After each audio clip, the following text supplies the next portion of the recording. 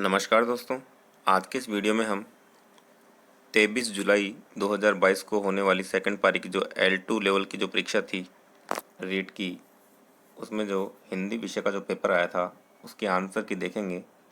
तो देखते हैं कौन कौन से प्रश्न आए थे। ये सारा स्मृति के ऊपर आधारित है क्योंकि इस बार पेपर नहीं दिया गया, तो स्मृति के ऊपर आधारित जो प्रश्न मैं बताने जा रहा हूँ, देखते हैं उनके आंसर कौन कौन से हैं।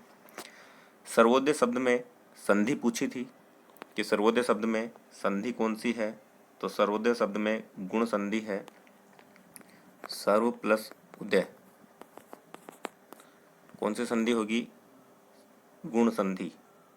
लोभ, लोभ में संज्ञा पूछा था कि लोभ में संज्ञा कौन सी है, तो लोभ में जो संज्ञा है उसका सही आंसर है भाववाचक संज्ञा।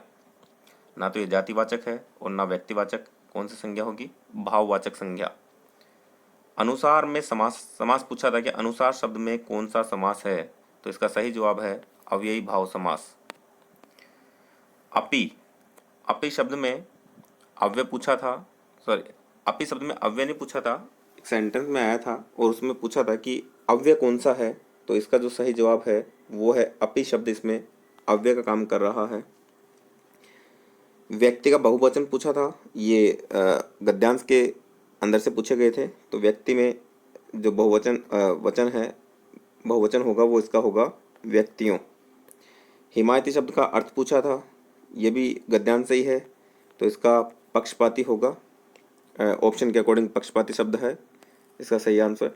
ट्रेजेडी शब्द पूछा था कि कौन सा शब्द है, तो ये विदेशी भाषा का शब्द है और आई थिंक ये ग्रीक भाषा का शब्द है, तो ग्रीक विदेशी भाषा है, तो ट्रेजेडी जो है वो विदेशी भाषा का शब्द है। और इसी प्रकार का कोई प्रश्न आया था कि पढ़ने में अगर किसी को समस्या होती है तो वो क्या कहलाता है, वो है डिसलेक्सिया। इसमें कुछ और भी ऑप्शन आए थे जैसे डिसकैलकुलिया और डिसग्राफिया। तो ग्राफिया वो लिखने के लिए आता है, कैलकुलिया वो गणितीय गणनाओं में अगर किसी को दिक्कत होती है तो उसके लिए था।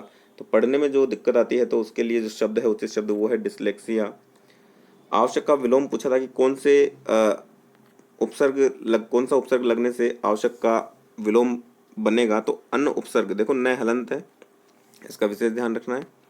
निहितार्थ में संधि पूछी थी कि निहितार्थ शब्द में कौन सी संधि है, तो निहितार्थ में जो संधि है वो है निहित प्लस अर्थ। निहित प्लस अर्थ, तो इसमें जो संधि है वो है दीर्घ संधि और इसका असर पड़ रहा है। इसमें काल पूछा था, तो इसमें वर्तमान काल आएगा इसका आंसर। टोपी उछालना मुहावरे का अर्थ पूछा था, इसका अर्थ है अपमानित करना। और विद्या शब्द में लिंग पूछा था, ये भी गद्यांश के अकॉर्डिंग था, तो इसमें स्त्रीलिंग आएगा। और एक प्रश्न में पूछा था कि वाक्य के अंग कौन से हैं, उसमें ऑप्शन दे रखा था, एक तो उद्देश्य, दूसरे में विधेय दे रखा था, तीसरे में था कि उपयुक्त दोनों, ए और ब दोनों। तो इसका जो सही आंसर था वो संयुक्त रूप से ही था, तीसरा ऑप्शन था।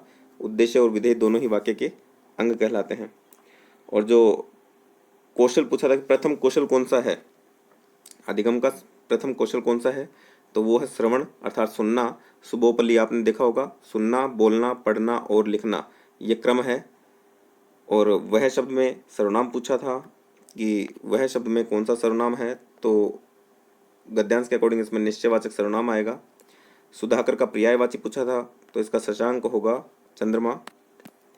सामयिक में कौन सा प्रत्यय है, तो देखो ये सामयिक जो है वो बनता है समय प्लस इक, और इक प्रत्यय लगने से आपने देखा होगा कि जो शुरुआती जो है वो दीर्घ हो जाता है, तो स का क्या हो गया, सा हो गया, सामयिक हो गया। ठीक है। जातियों का एक वचन पूछा था, तो ये जातियों के शब्द का एक वचन होगा जाति। 2-3 प्रश्न हैं संस्कृत के। घश प्रत्याहार के अंदर कौन कौन से वर्ण आते हैं, तो ये आप देख सकते हैं, घ ढ ध, ये इसका सही आंसर है। यह का उच्चारण स्थान पूछा था, इचु यशा नाम तालु, तो ये तालु इसका उच्चारण स्थान है। निहितार्थ में ये हो ही गया। और मरु, मरु शब्द में लिंग पूछा था, तो मरु शब्द में पुल्लिंग होगा। और दृष्ट में प्रत्यय पूछा था, तो इसमें कृत प्रत्यय होगा, कृत प्रत्यय। ठीक है। तो उम्मीद करता हूँ ये वीडियो आपको अच्छा लगा होगा। ज़्यादा से ज़्यादा लाइक शेयर करें और वीडियो को चैनल को सब्सक्राइब करें। मिलते हैं अगले वीडियो में, तब तक के लिए धन्यवाद। जय हिंद, जय भारत।